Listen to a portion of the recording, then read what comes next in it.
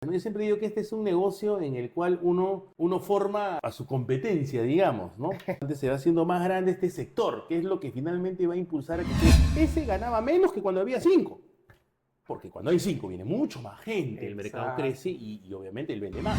Para las personas, y seguro te has topado tú con quienes dicen eso, que ISO 9001, las normas ISO son mucho papelito, mucho ruido y pocas nueces. Temas de gestión tienen que empezar con un contexto no de express, sino de ágil. No tenemos nosotros empresas peruanas competitivas a nivel mundial.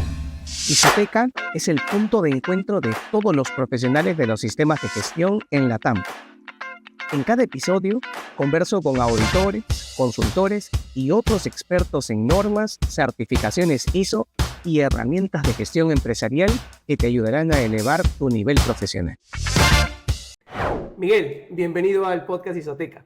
Es un gusto tenerte aquí y agradezco mucho el esfuerzo que has hecho de venirte hasta aquí. Te cuento que estamos estrenando este estudio de grabación. Excelente, Rodolfo. Yo estoy más que agradecido de haber recibido tu invitación, tu contacto. Ya te seguía porque en LinkedIn pues uno se va encontrando con consultores, gente que postea, ¿no? Y te seguía, te veía siempre bien activo. Creo que fue a partir de un comentario que yo te hice, ¿no? Que me pareció interesante lo que pusiste y siempre que algo me parece interesante, pues ahí respondo, ¿no? Y a partir de eso ya hicimos el contacto y encantado de estar aquí. De hecho, ya había visto dentro de tu contenido algunos segmentos, ¿no? De conversaciones. De hecho, vi por aquí también a mi buena amiga Katia Lavado en algún momento. Sí, pues ojalá algún momento pues pueda yo también caer por ahí. Así que estoy realmente muy agradecido y muy contento. Este es el momento entonces, Miguel. Oye, y qué bueno esto de que por ahí hayas visto ya algunos conocidos, porque como comentábamos antes de grabar, es necesario buscar referentes a veces, ¿no? Y hay consultores que van saliendo nuevos o profesionales que comienzan a formarse y necesitan tener referentes. Y a veces no sabemos quiénes. Entonces la idea es que aquí en el programa vayan apareciendo profesionales de la talla de experiencia que tienes tú, por ejemplo, y que otros puedan tomarte como referencia. Claro. Así es que, Miguel, Se aprende mucho viendo entrevistas en general. Es una forma de aprender que es más dinámica. A veces uno quiere buscar información más estructurada, pero parece mentira, pero en la información de repente no tan estructurada se genera mucho aprendizaje. Entonces, como tú dices, también sirve para las nuevas generaciones, ¿no? Yo siempre digo que este es un negocio en el cual uno forma a su competencia, digamos, ¿no? Pero eso es bueno porque lo formas y en algún momento trabajan para ti o tú trabajas para ellos y se va haciendo más grande, como te decía, como tú dices, conversábamos antes, se va haciendo más grande este sector, que es lo que finalmente va a impulsar a que crezca, ¿no? Yo cuando veo que una empresa consultora publica que ha captado a un cliente, ¿no? Yo me alegro porque y yo también tengo una consultora, ¿no? Y mi lógica no es, uy, no, ¿por qué no fui yo? No, mi lógica es, está bien, porque eso hace crecer el mercado. Lo que nosotros necesitamos es hacer crecer el mercado de consultoría para que se haga más fuerte y se desarrolle, ¿no? Entonces, genial este espacio, como te decía, para esos objetivos, pues, ¿no? Oye, Miguel, si ya has comenzado a pintar el panorama de por dónde vamos a ir, creo que en esta conversación, como tú habrás visto en otros programas, no tenemos un guión. La idea es que vayamos conversando y vayamos explorando por ahí la experiencia y conocimientos que tienes. Pero me gustaría empezar con una pregunta que es típica del podcast Isoteca, y es ¿cómo así llegaste a este maravilloso mundo de los sistemas de gestión? Maravilloso mundo, sí. Bueno, y esto a veces lo cuento en mis clases. Yo hago mucha docencia, ¿no? Y lo cuento en mis clases, ¿no? Yo entré a trabajar a Telefónica del Perú a inicios de este siglo, ¿no? 2000, 2001 más o menos. Entré en un programa como de trainee, le llamaban joven ejecutivo en aquella época. Y fue muy gracioso porque yo en esa época, pues, como todo cachimbo, recién había terminado la universidad y buscaba, pues, cualquier chamba, ¿no? O sea, dentro de lo que más o menos uno espera como egresado, yo soy egresado de la Facultad de Administración de la PUC, ¿no? Entonces, dentro de lo que uno espera, ya lo que caiga está bien, ¿no? Tú en ese contexto no te pones mucho a decir, no, quiero recursos humanos, quiero más, no, bueno, No es el uno, momento, no no es es el el momento, momento. no tiene que agarrar lo que bueno, caiga, ¿no? Y cayó una oportunidad en Telefónica del Perú, que era la empresa que veía teléfonos fijos. Ahí había un mercado de teléfonos fijos, ¿no? Había como 3 millones de teléfonos fijos activos en esa época. Y, y yo caí ahí en un área que era de atención de reclamos. Todos los reclamos de todo el Perú llegaban ahí. Entonces era un proceso en donde entraba una carta de reclamo y salía una respuesta, ¿no? Y yo entré para resolver reclamos complicados, ¿no? Esa era mi área, ¿no? Tenía un supervisor y yo ayudaba a ese supervisor a resolver reclamos complejos, ¿no? Entonces, estaba en eso, feliz, ¿no? Y un día, al poco tiempo que yo había entrado a trabajar ahí, el jefe de todo el área, ¿no? Nos junta a todos, ¿no? Teníamos una especie de salita de reunión grande, ¿no? Y nos junta a todos. Era como un salón antes de entrar a la sala, ¿no? Todos parados, ¿no? En medio. Y dice, bueno, la gerencia me ha llamado y me ha dicho que hay que certificar en ISO 9000 esta área, se dijo. Yo primera vez en mi vida que escuchaba la palabra ISO 9000, porque digamos que en aquella época la norma en su versión 2000 recién había aparecido y los programas de pregrado, en administración sobre todo, no ahondaban mucho pues, en esos cursos, ¿no? Las normas ISO evidentemente no eran todavía tan populares como ahora. Y dijo eso, ¿no? Entonces, bueno, yo escuché y agregó, y necesitamos a alguien que nos ayude a hacer los procedimientos, así dijo, ¿no? A redactar los procedimientos que tenemos acá, porque acá no hay nada de eso. Y entonces agarró y dijo, ya, bueno, ¿quién puede ser? Era un área donde todos eran personas muy antiguas, ya venían de la época de Entel Perú, o Compañía Peruana de Teléfonos, ¿no? Yo caí ahí, ¿no? Por azares del destino. Entonces nadie pues quería hacer esa chamba, ya todos eran pues ya mayorcitos, ya muchos a punto ya de negociar su salida, ¿no? La gente iba, cumplía y se iba. Y mi supervisor dice, no, acá tengo a Miguel que ha llegado pues con toda, ¿no? El practicante. Con todas las ganas, ¿no? De hacer cualquier trabajo. Y así fue como yo entré al mundo de los ISOs. De esa casualidad, ¿no? ¿Qué pasó? Yo, bueno, pasé por esa experiencia de conocer la norma en su versión 2000, en ese proceso que te comento, entra una solicitud, sale una respuesta. Después comenzaron a hacer también, certificamos por primera vez que yo pasaba una auditoría.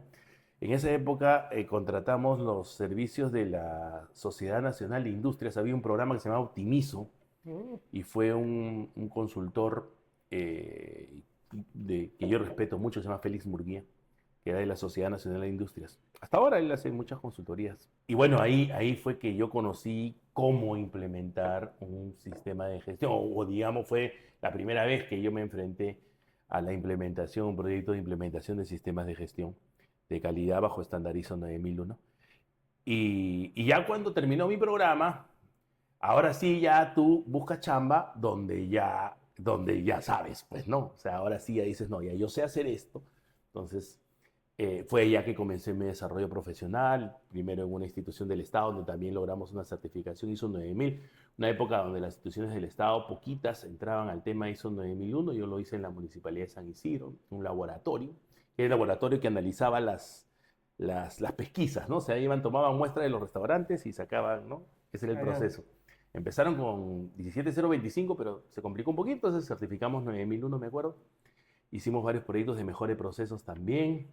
Y ahí seguí pues ya todo mi desarrollo profesional hasta que entré al mundo de la consultoría, ¿no? También digamos, de casualidad. O sea, al mundo de los ISOs entré de casualidad y al mundo de la consultoría también, ¿no? Porque tenía un profesor que estaba haciendo consultoría en Ocinermin. En clase dijo, necesito a alguien que me ayude con temas de ISO. Yo justo estaba ahí, ya sabía de ISOs, yo estaba en clase de la maestría y le dije, yo mismo soy, pues, ¿no? Y ahí entré también al mundo de la consultoría gracias a Lucho Fernández, ¿no? Luis Fernández Aguilar, de una empresa que se llama M+S, muy conocida en temas de planeamiento estratégico, ¿no? Entonces, con él hice mis primeras consultorías, ¿no? Y ya luego, en alguna época también lideré todo lo que es el sistema de gestión integrado de una empresa, de un grupo de transporte grande aquí en el Perú. Y ya luego ya de lleno nuevamente en la consultoría, de la mano también del Instituto para la Calidad, he hecho muchos trabajos y hasta ahora me he quedado también como docente, pero en el Instituto para la Calidad de la Universidad Católica debes conocer pues esa área de la Universidad Católica que da estos servicios. Claro. Y también con mi empresa, ¿no? Ya luego con los años, también de casualidad, porque yo hacía consultoría, digamos, individual, ¿no? Hasta que alguien me dijo, Miguel, sí, quiero que tú lo hagas, pero necesito factura. Y por azares del destino, justo mi papá había fallecido, dejó una empresa, yo fui a liquidar la empresa que mi papá había dejado, y justo era por esa época, y el abogado que trabaja en la notaría me dijo, pero no quiere mantener la empresa. Y dije, uy, justo Necesito. mi papá me ha pedido factura. Entonces le dije, ok, cámbiale el nombre, cámbiale el RUI, y así nació Sigma Quality, ¿no? Que es mi empresa, ya está mi logo. Ah, mira, está bonito. Con la que sin querer queriendo también fuimos creciendo, facturando cada vez más, facturando a empresas importantes como Cider Perú, Clínica Ujó, Gruacetac, la Marine Guerra, ¿no? Hemos ido captando clientes y bueno, ahí vamos, ¿no? Siempre, como yo digo, tratando de difundir el mundo de la cultura de calidad, ¿no? Yo siempre a veces bromeo en mis clases, digo a mis alumnos, yo tengo una misión, ¿no? Sobre todo cuando quiero recalcar el tema de misión, ¿no? De por qué existes, para qué has venido al mundo, digamos. Yo tengo una misión, mi misión es difundir la calidad.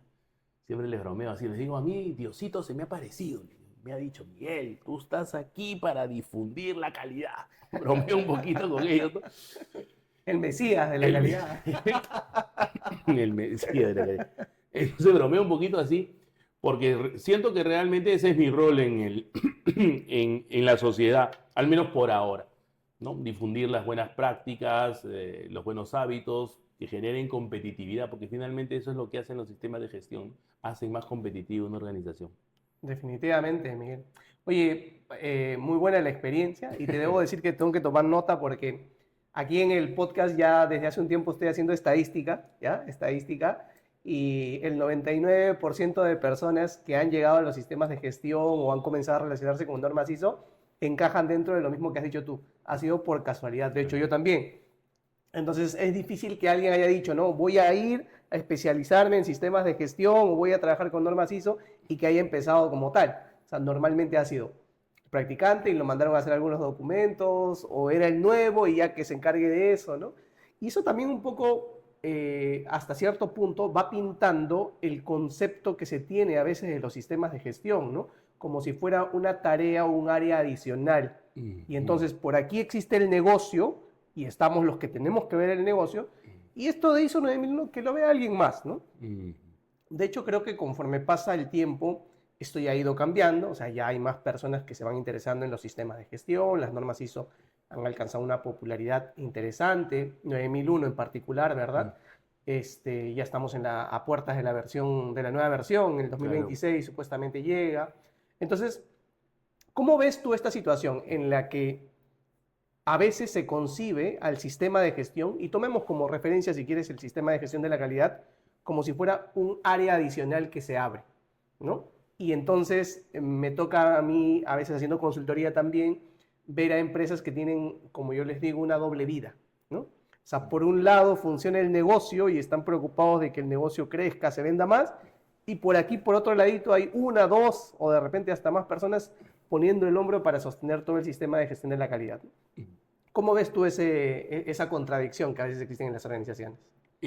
Bueno, sí, a ver, yo entiendo que hasta cierto punto, digamos, es natural que el negocio, digamos, nazca primero, ¿no? O sea, lo primero es la necesidad de una persona, de una familia, de un emprendedor, de salir adelante, ¿no? Entonces, en ese camino, su lógica es, ok, ¿qué compro? ¿Qué vendo? O ¿qué compro? ¿Cómo lo transformo? Y vendo. y tiene que hacer que ese esquema funcione. Y eso es lo primero que tiene que hacer, ¿no? O sea, ponerse a pensar en ese momento en sistemas de gestión, herramientas de gestión, no parece tan buena idea, pues, porque en ese momento tienes que echar a andar la máquina. La Claro, máquina sí. tiene que avanzar.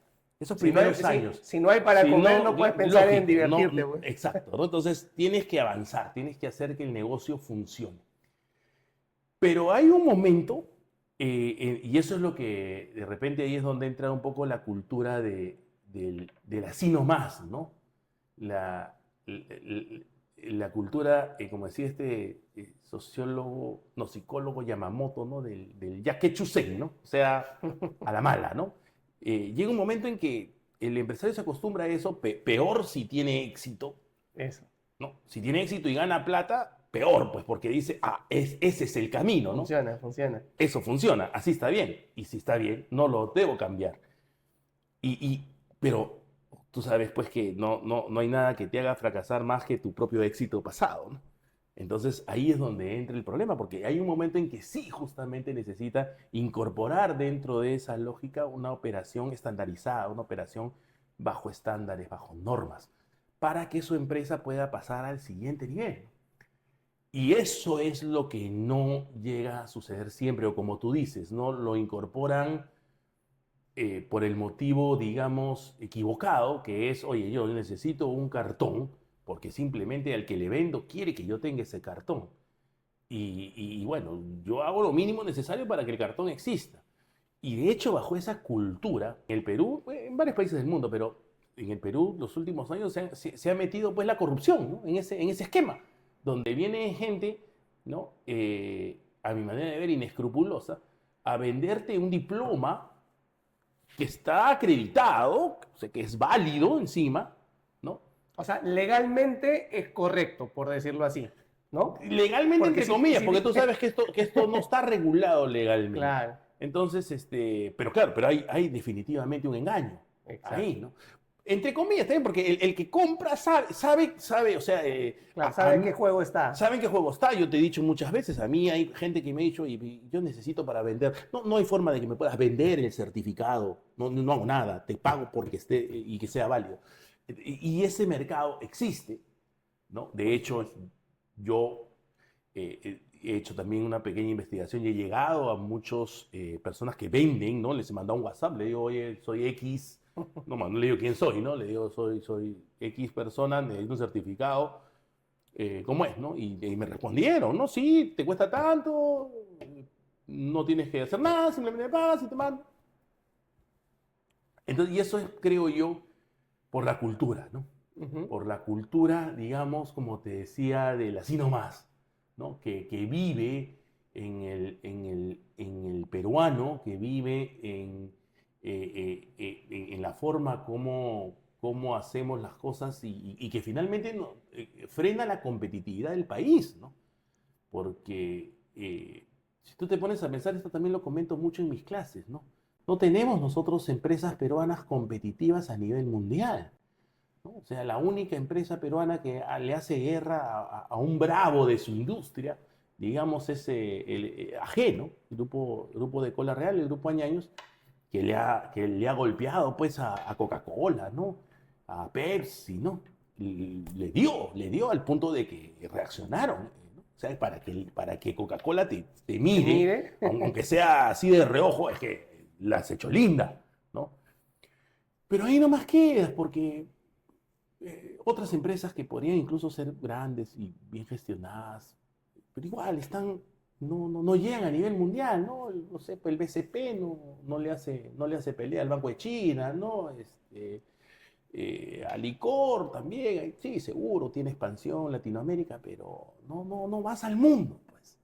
Sí. Por esa falta de competitividad que creo que tiene origen cultural y que creo que nosotros ahí tenemos una especie de responsabilidad como consultores, una especie de responsabilidad social, ¿no? De hacer, digamos, a las empresas más competitivas, ¿no? De hecho, yo mismo al emprender una empresa, también comencé, como te digo, ¿no? Y bueno, hay que hacerla funcionar, ¿no? Claro. De hecho, como te comentaba, nace a partir de que alguien me pidió una factura. Ujú. Entonces, Pero luego también cuando me puse ya a darle un poquito de gestión y yo mismo tuve que redactar mi visión, yo pensaba en eso, ¿no? ¿Cuál es mi responsabilidad a través de mi empresa? ¿Cuál es mi responsabilidad con la sociedad, ¿no? Y por eso es que mi misión redactada es hacer empresas más competitivas, ¿no? O sea, para eso existo, ¿no? Y es un buen punto el que mencionas de la competitividad, ¿no?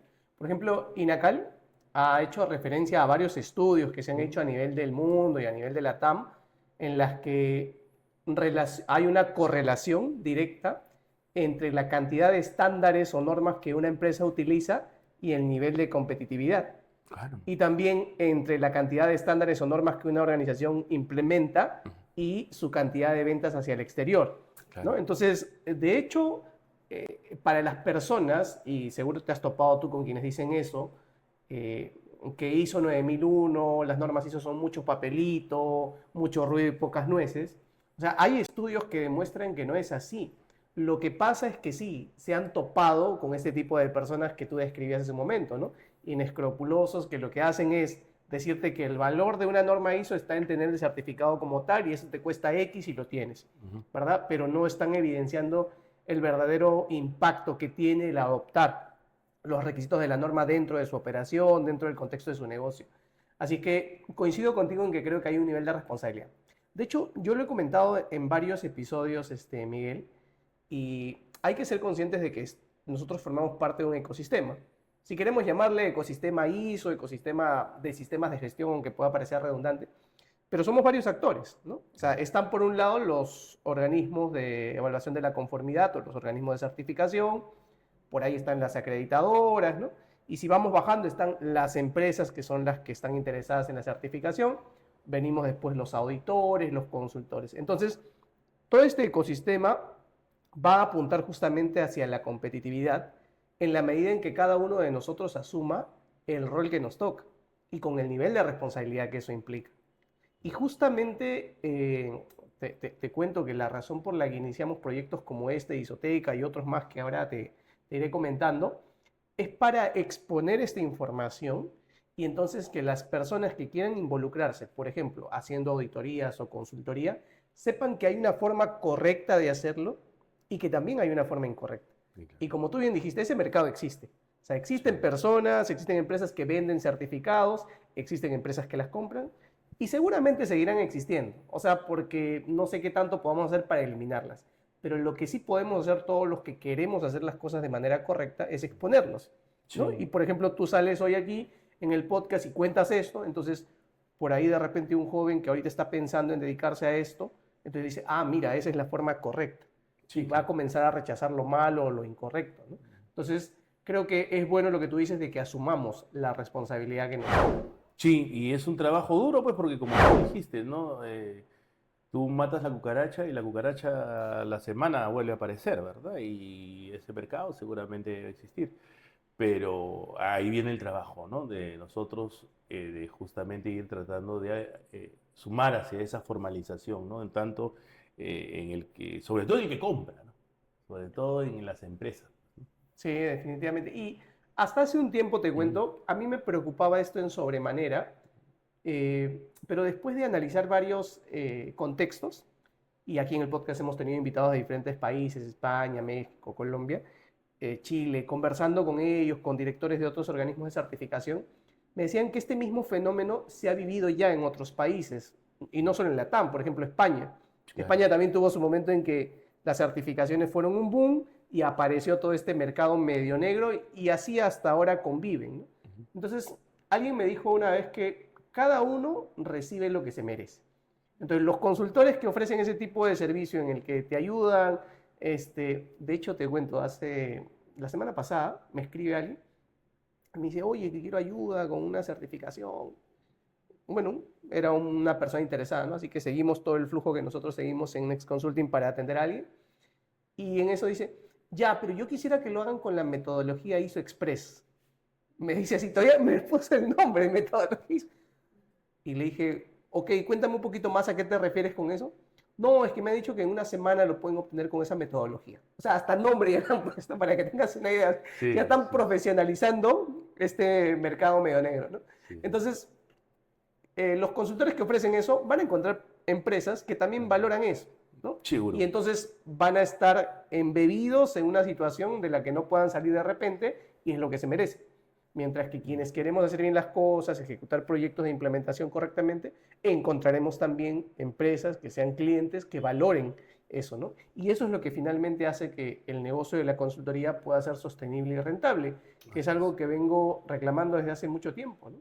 Me gustaría ir por ahí justo, Miguel, porque tú comentaste algo importante y esto de que el negocio de la consultoría, ¿no? Ya nos contaste cómo llegaste ahí y me pareció bueno cómo lo presentaste, porque creo que hay una evolución natural, ¿no? Empezaste como un consultor independiente y ahora ya tienes una empresa de consultoría.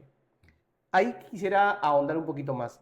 ¿Qué tan necesario crees que sea que las personas den ese paso? Por ejemplo, ahora tú revisas en el mercado y hay muchos consultores independientes. Sí. Muchas personas que levantan la mano y dicen, sí, yo hago consultoría. ¿Cuándo crees que sea necesario que alguien comience a hablar ya de su empresa o su negocio de consultoría y deje de ser un consultor independiente? Es una pregunta bien compleja porque, de hecho, digamos, yo creo que todo va a depender de lo que la persona quiera como objetivo de vida, ¿no? De cómo, digamos, se visione a sí mismo en un periodo, pues, de 10, 20 años, ¿no? De hecho, la posibilidad de tener una empresa te va a ayudar porque la chamba de hacer una empresa es crear una marca, ¿no? Porque las marcas son los que realmente le dan valor a las empresas, ¿no?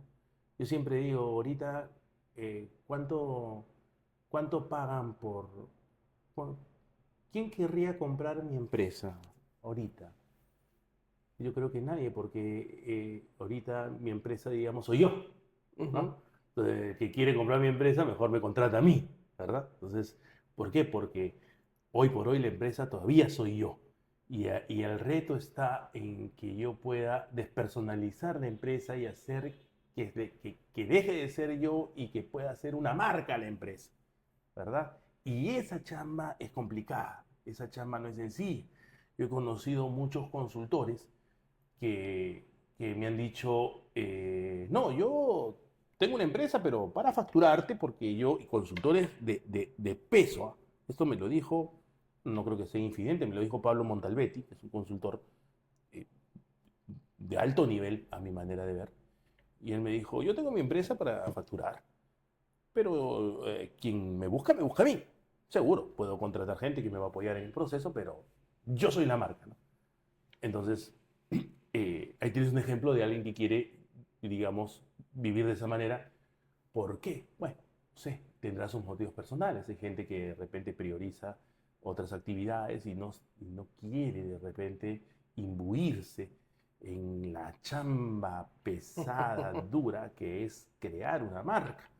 De hecho, para mí, por ejemplo, tu caso, claramente buscas crear una marca con tu empresa y por eso es que tienes todos estos esfuerzos, estas inversiones. No, tú mejor que yo debes saber que no es sencillo, ¿no? Justo creo que pusiste un post hace poco ¿no? de soy feliz siendo consultor, ¿no? Y yo te respondí, yo recuerdo que justo me agarró ese post, yo estaba leyendo, justo me agarró en uno de esos días así, yo estaba medio asado y puse, sí, pero no es que no tengas horario porque estás al horario del cliente, no es que tengas tiempo libre porque tienes que estar, pero se generó buena conversación, Sí, Patricia. sí, sí. Algunos comentarios generaron polémica por Sí, ahí. sí, Que sí, se no, eso es respondieron. bacán. Está bien, Entonces, sí.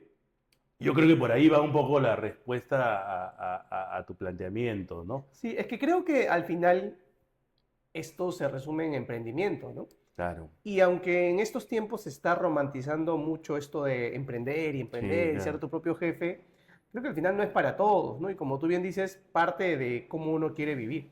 Por Así ejemplo, es. meterse a hacer un emprendimiento, estadísticamente está demostrado que las probabilidades de fracaso son tremendamente altas. Entonces, alguien que se mete a hacer un emprendimiento es alguien que se pone los pantalones para ir en contra de las probabilidades, ¿no?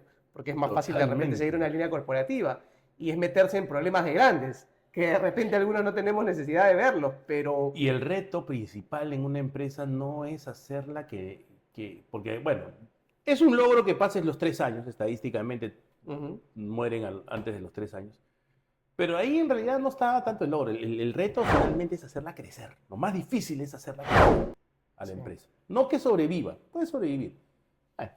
Hay un mérito, digamos, pero el reto es hacerla crecer y eso, como tú dices, no necesariamente es para todos. Y de hecho acá el término emprendimiento o emprendedor suele estar mal utilizado, pues porque acá cualquiera la pinta de emprendedor, ¿no? O sea, en la pandemia, ¿no? Alguien comenzó a vender quesos, ¿no? Ya emprendedor, ¿no? O sea, manda su WhatsApp y dice, tengo queso de Cajamarca, ¿quién quiere? Ah, está emprendiendo. No es así. Emprender implica varias cosas que buscan hacer crecimiento de un negocio. Sí, definitivamente. ¿No? Entonces, Hay dos características ahí que se juntan, de hecho las suelo repetir. Yo ahora te cuento que, así como ese post en el que me dices que se generó un poco de polémica por ahí, porque leí todos los comentarios, casi terminando la pandemia, se me ocurrió hacer algo que llevaba en agenda por mucho tiempo, y que era hacer un curso para enseñar cómo tener tu negocio de consultoría. ¿Ya? Y lo lancé el curso y todo. Y claro, recibí críticas gratis de las personas, porque me decían primero que estás loco porque vas a crear a tus propios competidores, ¿no? Porque me estás formando otros consultores que van a ser tus competidores en el mercado. Me decían que estaba loco porque en ese curso, en la intimidad de ese curso, por ejemplo, conversábamos del tema de costos, de tarifas. Claro. ¿Cuánto cobras tú? ¿Cuánto deberíamos cobrar? ¿Cómo está la cosa en el mercado? O incluso hasta de métodos de trabajo que yo utilizaba y que, bueno, lo compartía con quienes estábamos en ese curso, ¿no? Entonces, pero mi objetivo con eso era que si vamos a tener competencia en el mercado, que sea competencia de buen nivel, pues, ¿no? O sea, no, como tú bien dices, a veces se ha malbaratado este término del emprendedor. O sea, todos dicen ser emprendedores y está pasando y pasó lo mismo con consultores. Todos dicen, soy consultor. O sea, ejecutan un proyecto, ¿no? Y después que terminan el proyecto dicen, ya soy consultor. Bueno, he visto muchos casos, pero peor creo, ¿no? Te quedas sin chamba y dices, soy consultor, pues, ¿no? Esa es típica. Pasadita. Es típica, ¿no? Claro. El mundo en el que yo vivo, tú también vives, el mundo de los ISOs, los procesos, ¿no? El analista de procesos se queda sin chamba y dice, ya, soy consultor en procesos, ¿no? Hasta que encuentre. Hasta que encuentre. Y lo ves en el LinkedIn, ¿no? Dice, trabajé en ministerio tal, como analista de procesos de tal a tal fecha. Luego, consultor de tal a tal fecha. Luego, a otro ministerio. Y justo eso lo conversamos en uno de los podcasts, porque decíamos que hacer consultoría no es que lo hago mientras, ¿no? Claro. Porque entonces no lo hago bien, pues, ¿no? O sea, también armar un negocio de consultoría tiene sus propios retos, sus propias necesidades. Y si lo vas a tomar así a la ligera, como que lo hago mientras encuentro un trabajo, entonces ahí es cuando pasa lo malo, ¿no? Y la gente recibe estos servicios de mala calidad, con malos objetivos, y eso finalmente nos afecta. Sí, totalmente. Ahí está el concepto que hacías referencia con lo de Gastón, ¿no? Claro. Gastón en algún momento, Gastón Acurio, en algún momento recuerdo una entrevista que él da y a él también le dicen, ¿no? Y tú estás loco porque tú estás dando vitrina a tus competidores, ¿no? Y Gastón lo explica de manera muy sencilla utilizando el concepto de masa crítica, ¿no? Claro. Y dice, tiene que crecer el mercado. Exacto. O sea, hay mercado todavía para abordar, ¿no? Y es mejor que seamos más haciendo bien las cosas para que entonces la gente nos comience a mirar, comience a mirar nuestros servicios más atractivos, como pasó con el caso de la comida. Creo que se puede hacer esa misma analogía. Claro, para y la esto es como consultoría. crear como clúster, ¿no? Es como yo siempre digo, en la primera discoteca que se puso en la Avenida La Marina, yo que soy sanmiguelino, vivo por ahí, cuando había una sola discoteca en la Avenida La Marina, ese ganaba menos que cuando había 5. Porque cuando hay 5 viene mucho más gente, el mercado crece y obviamente él vende más. Sí, de hecho es un concepto económico, lo de los clústeres Totalmente. económicos. Entonces, y ahora que hemos estado comentando, mira, ya encontré una nueva interpretación para esta tacita que me ha gustado tanto, esta de soy consultor y soy guapo, porque creo que el término guapo no solo va a aplicar a la belleza, que bueno, la tenemos, pero va a aplicar también a guapura, ¿no? O sea, ser consultor es ser guapo en términos, bueno, no sé si estás muy alineado con esa jerga, ser guapo es como ser valiente, ¿no? Ser Entrador. guapo, entrador. Claro, Es una jerga antigua. Sí, A mí claro. mi papá cuando íbamos al estadio me decía, ese jugador es guapo, yo era chiquillo, ¿no? 10 años. ese jugador es guapo, me decía, y mi viejo se refería que era entradora, que era Claro, valiente, ¿no? exacto. Yo no lo entendía mucho, decía, guapo, no miraba, ¿no? Decía, pero ahí entendí ese concepto de guapura y creo que aplica acá, ¿no? No es fácil Sí, ser consultor. esa taza es una de las travesuras que estamos haciendo Está aquí bien, está dentro bien. de lo que vamos construyendo, Miguel. Ujú. Oye, me parece súper bueno que hayamos ido tocando, y mira lo que pasó con la conversación, pasó lo que te decía. Teníamos otro tema en agenda. Nosotros queríamos abordar otras cosas. Sí, sí. Oye, pero no quiero dejar ir tu No, pero yo experiencia. tengo hasta las 10 de la noche aquí, así No, que... y la gente que nos escucha le pone pausa y sigue mañana, no hay problema. Te decía que no quería dejar que te vayas sin aprovechar tu experiencia con respecto a metodologías o modelos que pueden servir de herramientas para desplegar ISO 9001, por ejemplo, u otros sistemas de gestión. Ujú. Porque está claro el concepto de que una norma, un estándar, lo que establece son requisitos, ¿no? Y nos dice el qué y no el cómo.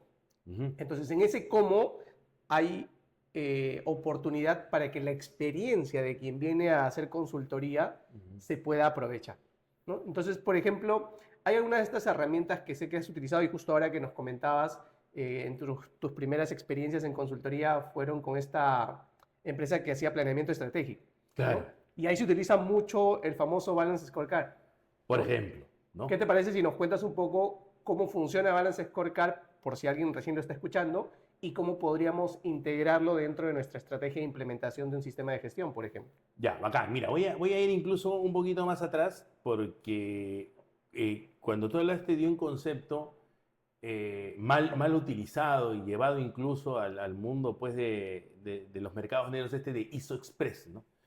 Yo diría que los sistemas de gestión tienen que empezar con un contexto no de express, sino de ágil, porque de agilidad, ¿no? Porque sí es cierto que durante muchos años y sobre todo las primeras versiones de la norma, antes de la versión 2000, ¿no? Podrían ser percibidas como muy burocráticas, muy de que hay que hacer documentación, que de hecho de la versión 2000 para adelante ya no fue así nunca, pero igual parece que el chip en mucha gente quedó. Sí. Entonces, sí es cierto, yo creo que sobre todo dependiendo de la cultura y el contexto de la organización, hay que tener un enfoque ágil, ¿no? Digamos, no generar mucha documentación, ¿no? Que no sea tan necesaria. Pero eso es en un inicio, porque creo que las empresas, sobre todo que recién entran en este mundo de los ISOs, deben ir, digamos, primero por ese camino, ¿no? Luego, como tú dices, ya hay que comenzar a hacer madurar ese sistema de gestión, a hacerlo y a inyectarle más herramientas, ¿no? Entre ellas, por ejemplo, el tema de la gestión estratégica, ¿no? Tú sabes que los sistemas de gestión como requisito tal cual no te ponen, al menos la ISO 9001, que es la norma de calidad, no te lo marca así, y tienes que tener una gestión estratégica, ¿no? A diferencia de un modelo de excelencia, por ejemplo, donde sí hay una serie de criterios relacionados a la planeación estratégica, la norma ISO te lo deja más genérico, ¿no? Como parte del análisis del contexto, ¿no? Del contexto y de las partes interesadas. Una vez que ya tú tienes un sistema implementado y que quieres irlo haciendo madurar con el uso de herramientas y ya atendiendo directamente a tu pregunta, yo creo que Balance Scorecard es un modelo, ¿no? de gestión estratégica que permite, digamos, formalizar lo que es la visión y lo que quiere lograr un CEO, un gerente general o un responsable de una organización, ¿no? Porque Balance Scorecard te ayuda a poner en un esquema de causa-efecto una serie de objetivos. De hecho, si tú agarras incluso tu política de calidad, ¿no?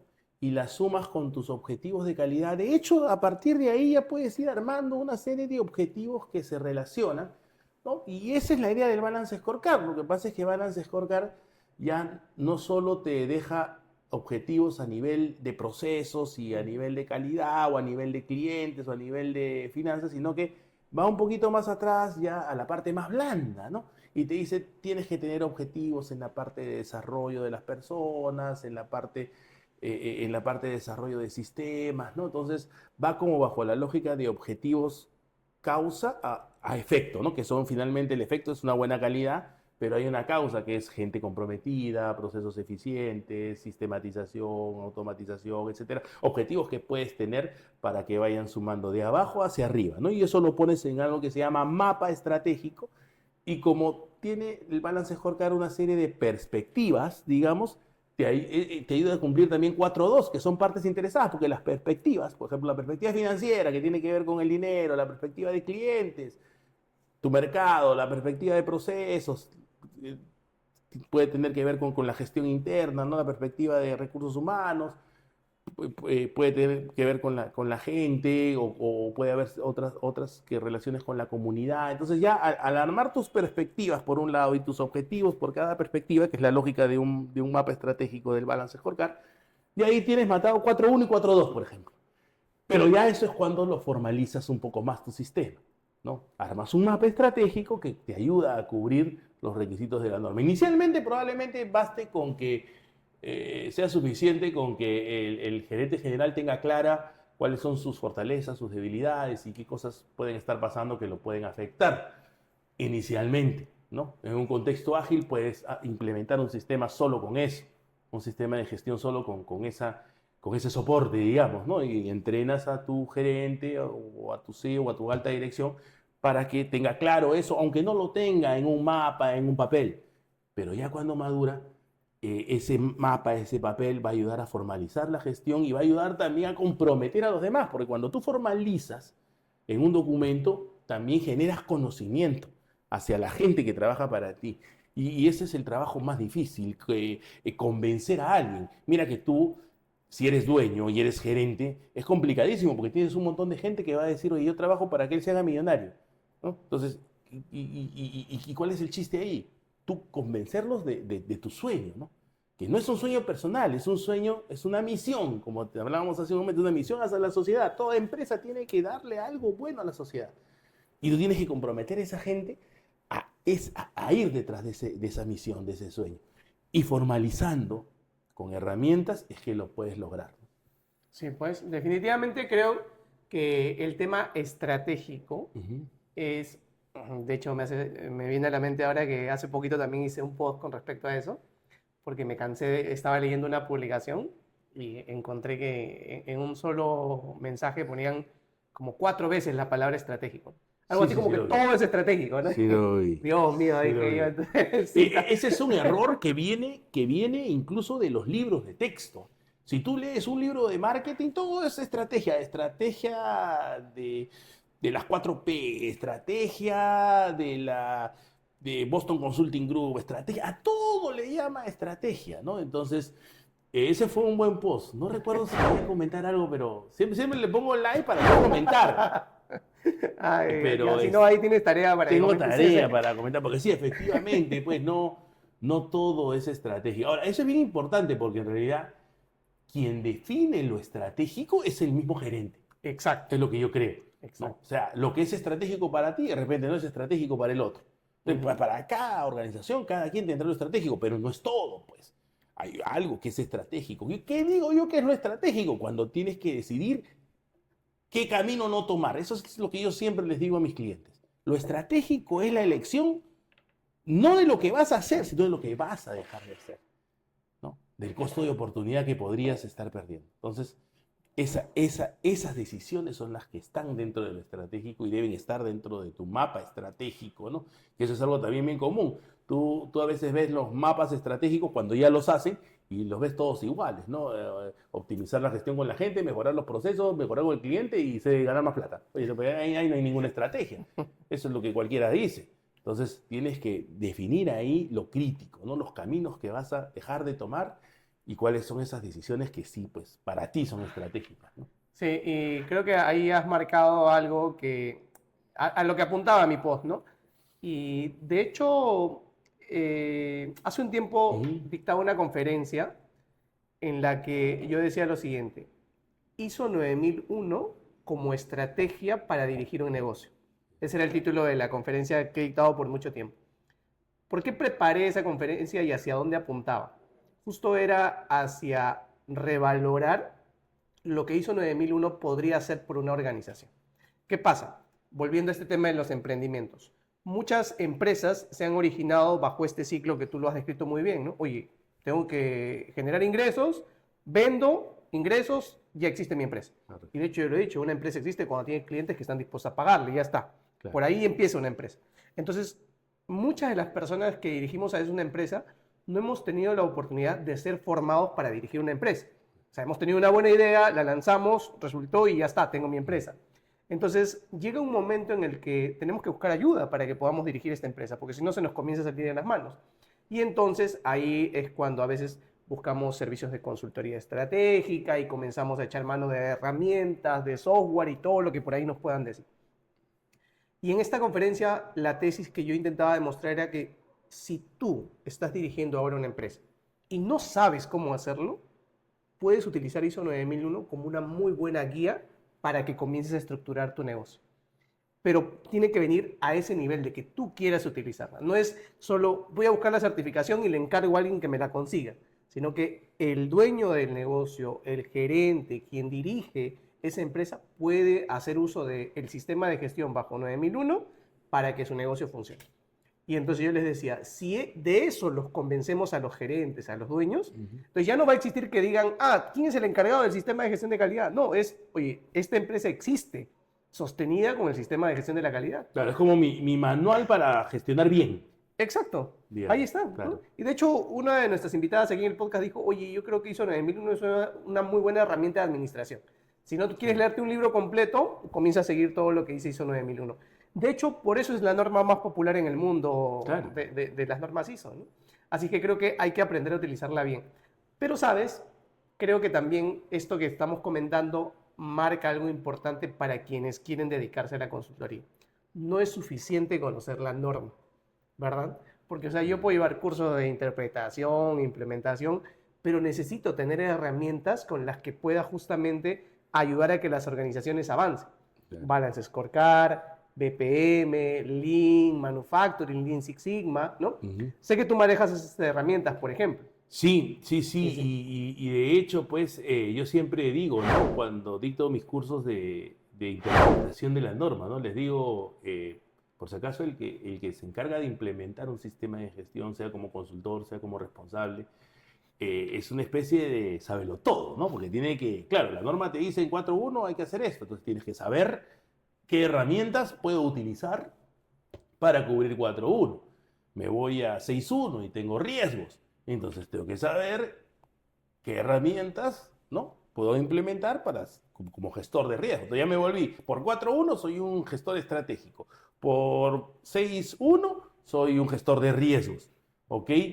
Y luego y así, conforme voy avanzando, incluso tengo que saber temas de recursos humanos, ¿no? Porque me voy a 7.2, ya tengo temas de competencias. Me voy por 7.1.3, tengo que tener ciertas nociones de lo que son temas de tecnología, ciertas herramientas, ¿verdad? Para 7.1.5, seguridad de información, ¿no?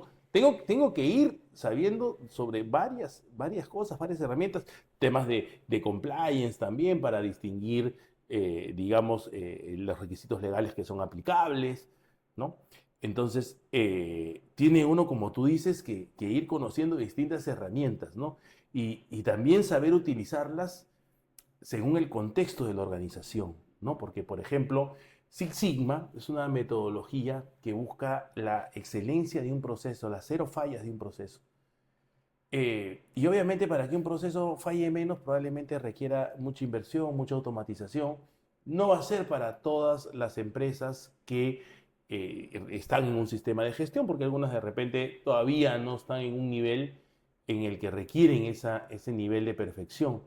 Y bueno, podrás tolerar ciertas fallas que tendrás que ir parchando para que, bueno, pero hay otras que no. Mire el caso que acabamos de ver de Medifarma, ¿no?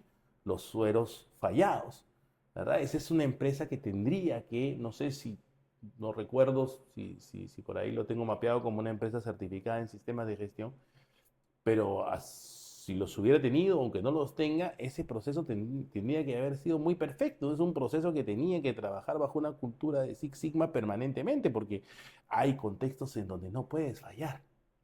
¿no? En donde tu cultura de excelencia tiene que ser, pues, pulcra, perfecta, ¿no?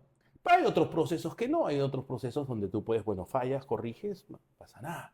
Entonces tienes que saber bien en qué contexto usar las herramientas, ¿no? Igual Lean, ¿no? Lean tampoco va a ser en todos los casos, ¿no? Y hay procesos que no requieren esa velocidad, porque Lean principalmente es velocidad, ¿no? Cuando yo quiero hacer un proceso más rápido, tengo que hacer Lean. Cuando quiero hacer un proceso más perfecto, tengo que hacer Six Sigma. De ahí que sale el matrimonio, ¿no? Lean Six Lean Sigma, Six Sigma. rápido y perfecto, ¿no? Pero no todos necesitan todo, ¿no? Tienes que ver la naturaleza de tu proceso, tienes que ver qué le conviene más, qué herramienta se ajusta mejor, ¿no? Y de acuerdo a eso ir pues implementando. Yo siempre digo, lo primero que sí puede ser, digamos, útil, algo bien básico que sí puede ser útil en cualquier empresa, puede ser metodologías tipo 5S, ¿no? Algo básico porque el orden, la limpieza, eso, digamos, es un estándar, sí, que puede ser más general, ¿no? Pero Claro, beneficioso. de ahí hacia adelante sí hay que ir con cuidado en ver qué herramienta se ajusta a qué requisito, ¿no? Y ahí está Ujú. justo el valor de la experiencia de quien hace la consultoría. Totalmente. Porque claro, porque si es alguien que está empezando en esto, o sea, va a comenzar a utilizar lo de su libro de texto, ¿no? Y Claro. entonces ahí viene el problema, porque a veces queremos utilizar herramientas demasiado sofisticadas Ujú. para una realidad en la que no lo van a soportar y que más bien se va a convertir en una carga, ¿verdad? Totalmente. Entonces ahí justamente es donde alguien con experiencia tendrá que utilizar su criterio para saber qué herramientas convienen en este momento y cuáles hay que dejar para después en un proceso de implementación o en un proceso de mejora en general, ¿no? Sí. Entonces, eso creo que es importante que se entienda de todos los lados. No siempre lo bueno tiene que ser complejo. De hecho, recuerdo una frase que dice que la maestría está en la simpleza, ¿no? Y Claro. claro, cuando uno conoce tan bien todas las herramientas, sabe en qué momento, sabe a qué nivel las vamos a utilizar. Incluso utilizando Balance Scorecard, de repente para una empresa pequeña y que está empezando, la forma en la que vamos a desplegar el Balance Scorecard sea un poco más sencilla que para una corporación o para una empresa más grande. Correcto. No solo está en saber qué herramienta utilizar, sino en cómo utilizar la herramienta, ¿no? En qué nivel de detalle, porque las herramientas suelen tener pues su complejidad, sus formas, ¿no? Paso uno, paso dos, paso tres, ¿no? Entonces hay que saber si todos los pasos son necesarios o qué parte de cada paso. Y eso es algo que se va aprendiendo pues con los años, ¿no? En teoría, los cursos que te forman como implementador o los diplomas, ¿no? Los diplomados en sistema de gestión, en teoría algo de eso te dan, pero definitivamente en la práctica, en el ir encontrándote con problemas dentro de las empresas, que esa es una de las cosas simpáticas de ser consultor, ¿no? Ves diversas cosas, ¿no? Un día una clínica, otro día una metalmecánica, ves tienes ese espectro y eso es lo que te va nutriendo, pues, en el mundo de la consultoría, ¿no? Yo quiero aprovechar ahorita, que antes de que se me vaya, ya que estamos hablando de herramientas que se aplican en el proceso de implementación de un sistema, sobre todo de calidad. La norma ISO 9001 tiene un requisito que es uno de los que menos he visto que la gente se concentra, que es la implementación de métodos para prevenir errores humanos. Eh, Eso es un requisito de la norma, en particular el 8.5, pero eh, las empresas no, cuando ven un error humano, por ejemplo, lo único que dicen es, ah, ya, ponle su memo, o castígalo, o descuéntale. Y pocas empresas realmente se ponen a mirar el proceso para ver en dónde pueden poner a un elemento preventivo, lo que los japoneses llamaban un pokayoke, ¿no? Entonces, cuando tú tienes, yo siempre digo en mis clases, cuando tú tienes un proceso robusto, no falla, aunque alguien quiera hacer que falle. O sea, aunque un ser humano quiera cometer el error, no puede, porque tienes el Pocayoke que impide. Ese es un proceso robusto, pero también, ¿no? Hay que ir sabiendo qué herramientas, pues, para acá. La norma ISO 9001 es muy completa, bueno, y conforme pasan los años, como tú bien dijiste, se va perfeccionando cada vez más, ¿no? Entonces, hay que tener pues esa habilidad, ese conocimiento para irle en cada requisito, ver qué herramienta le corresponde, y también creo que algo de esto comenté, ir viendo qué expertise, qué profesionales nos ayudan a cubrir, porque dentro de la empresa, el de tecnología, oye, a ti te toca la 713, el de servicios generales también te toca la 713, el de recursos humanos te toca la 712, ¿correcto? Entonces, vas viendo quién te puede ayudar dentro de la empresa, ¿no?, a cubrir esos requisitos y que es su responsabilidad además, ¿no? Partiendo además también por el gerente general. El gerente general, a ti te toca 5.1, ¿no?, te toca 4.1. Yo siempre digo, ¿no?, en las empresas, en las organizaciones, esta es la norma, ya a cada quien le toca su requisito. Tú que eres, yo soy de recursos humanos, a ti te va a tocar este. Yo soy logística, a ti te va a tocar 8.4.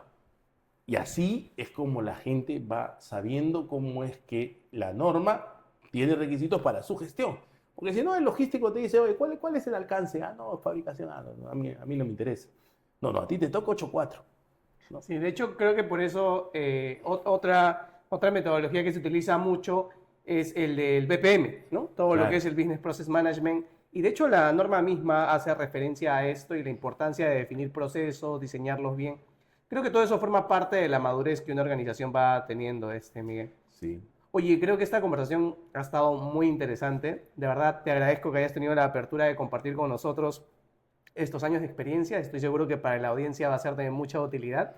Y Miguel, quiero agradecerte por haber aceptado esta invitación. Y no sé, si quieres dirigirte a la audiencia, de repente para dónde te pueden encontrar, cómo encuentran a tu empresa. Este es tu momento, allá está tu cámara. Gracias. Sí, bueno, lo primero es agradecerte, ¿no? No solo por la invitación, sino por esta gestión, ¿no?, que haces en pro de la comunidad, pues, de isólogos, ¿no?, como yo les digo, ¿no? Y realmente creo que esfuerzos como el tuyo van a sumar a esta formalización de la que hablábamos, ¿no?